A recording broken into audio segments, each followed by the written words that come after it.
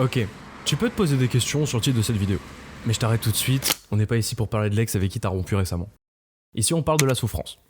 Mais comme on l'a fait dans la précédente vidéo, on va tout d'abord définir ce qu'est la souffrance.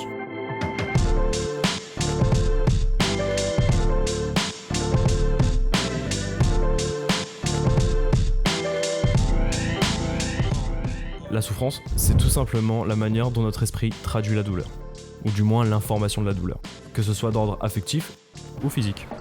Maintenant, pourquoi ce titre ? La question, on peut se la poser, je suis d'accord. Tout simplement parce qu'on va décomposer la souffrance en 3 phases. La première, tu la détestes. Ouais mon pote, personne n'aime vivre des moments durs.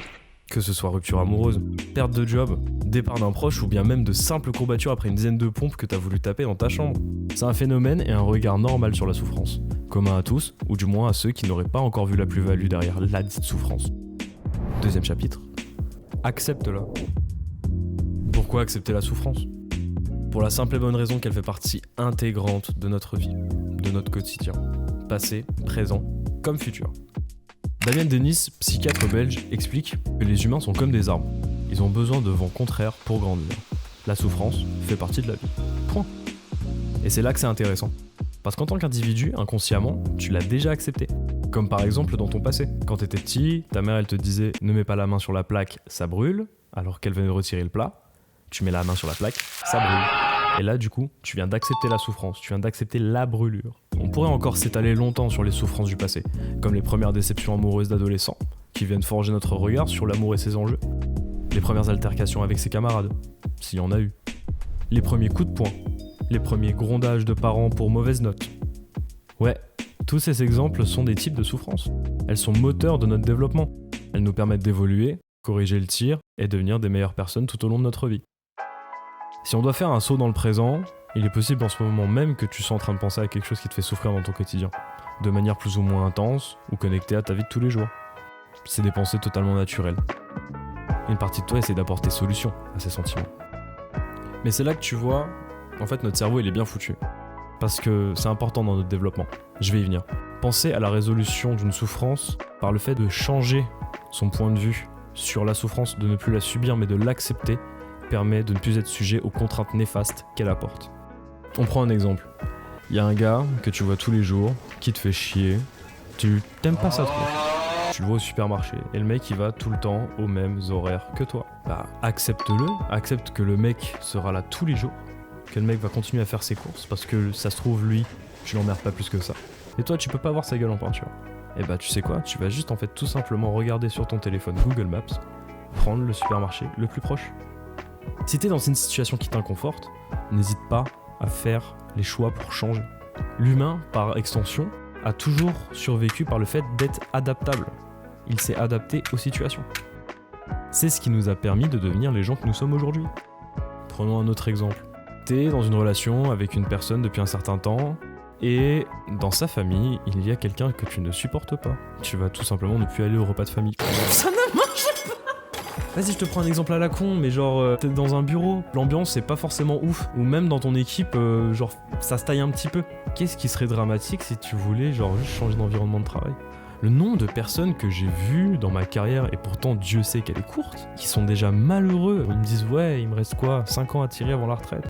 Waouh ! Pour synthétiser, la souffrance peut apporter du bénéfique.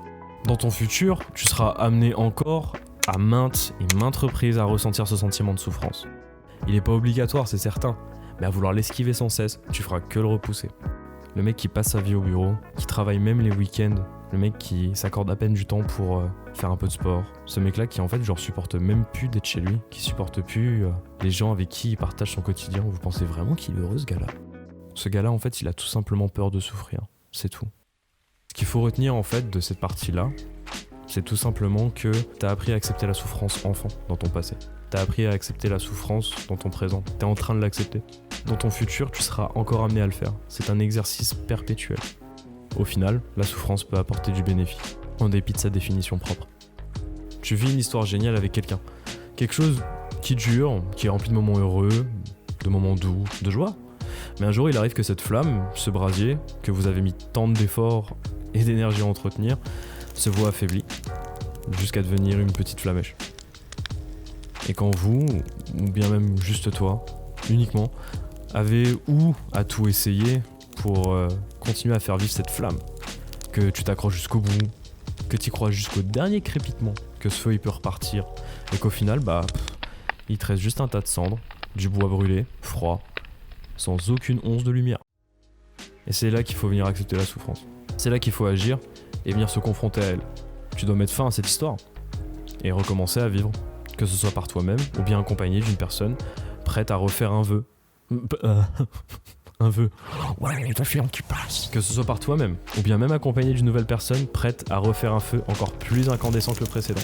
Alors merde, si tu dois te casser la gueule, vas-y, fonce et prends-toi ce bout de trottoir. Mais relève-toi, remercie-la.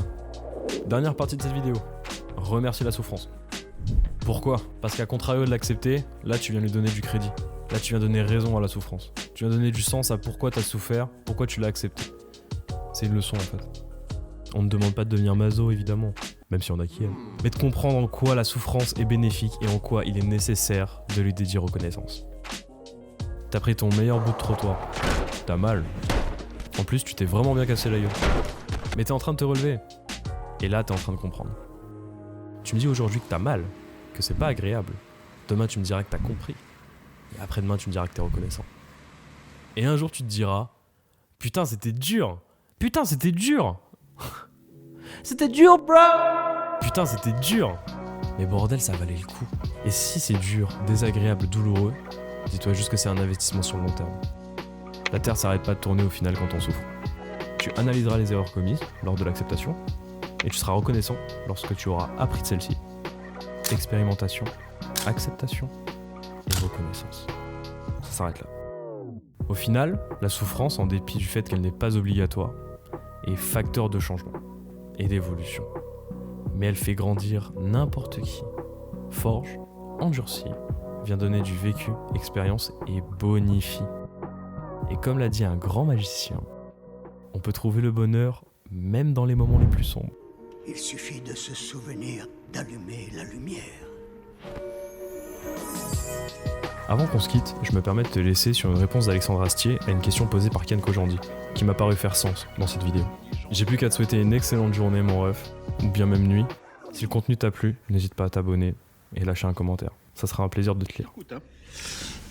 Quelqu'un qui travaille avec des gens vraiment qui le tirent vers le bas, qu'est-ce qu'il peut faire ? Il y a Steve Jobs qui disait un truc qui est assez cool. Il disait, si vous avez 3-4 jours dans votre vie d'affilée où vous vous dites, mais si c'était mon dernier jour, je ferais pas ça. 3-4 jours, ça passe. Personne ne peut faire un perfect comme ça. Faut tolérer. Par contre, si ça fait 4 ans, faut partir. Donc moi, si les gens sont pas bien, il faut peut-être avoir le courage de changer. Parce qu'il y a des gens qui ont très très peur de changer. Ils se disent, je ne vais plus gagner ma croûte, tout ça, machin, etc. Effectivement, c'est très intimidant. Moi, j'ai été élevé chez des comédiens. La précarité était...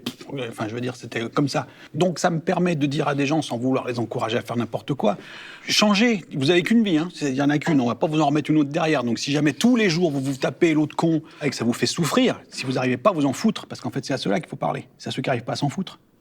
Ceux qui arrivent à s'en foutre, ça va. Ceux qui n'arrivent pas à s'en foutre, en fait, il faut peut-être décarrer. Ça fait peur, mais ça m'étonne que ce soit quelque chose qu'on regrette.